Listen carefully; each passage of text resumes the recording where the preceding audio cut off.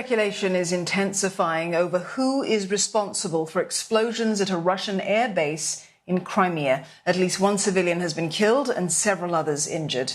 A series of blasts rocked the airbase, sending clouds of smoke into the sky yesterday. The cause of the blast, though, remains unclear. But if Ukraine was indeed responsible, it would be the first major attack on a target deep inside Crimea.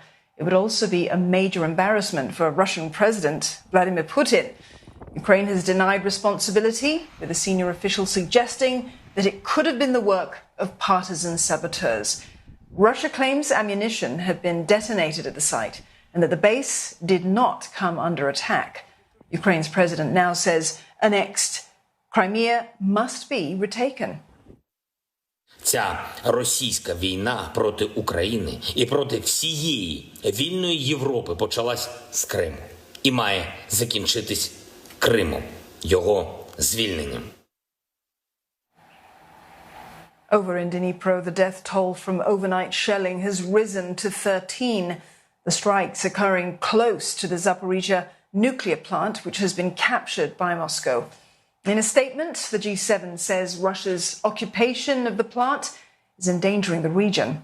The group says Ukrainian staff must be able to carry out their duties at the facility without threats or pressure, and it's calling on Moscow to hand it back to Ukraine.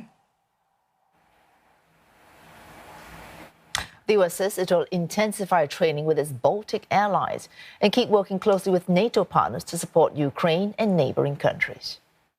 International efforts to boost Ukraine's military capabilities continue to make a real difference on the battlefield, and that's been critical in helping Ukraine defend itself. The Defense Secretary made those comments while on a two-day visit to Latvia, a NATO member which shares a 200-kilometre border with Russia.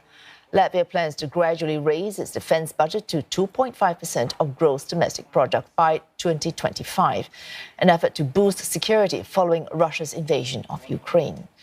Separately, Denmark will send military instructors to Britain to train Ukrainian soldiers.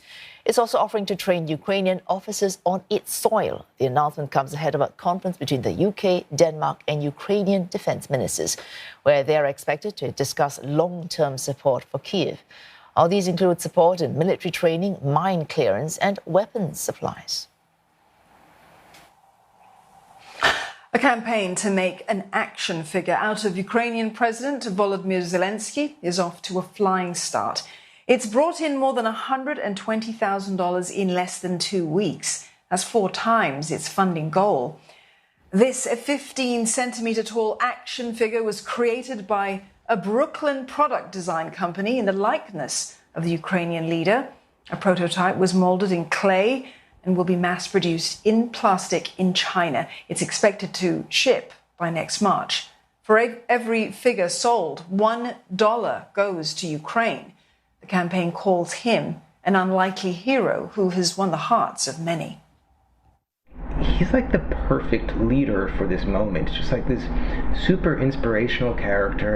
He has this real strength that comes across, but it's humble, and he sort of represents the opposite of everything that we've come to associate with politics.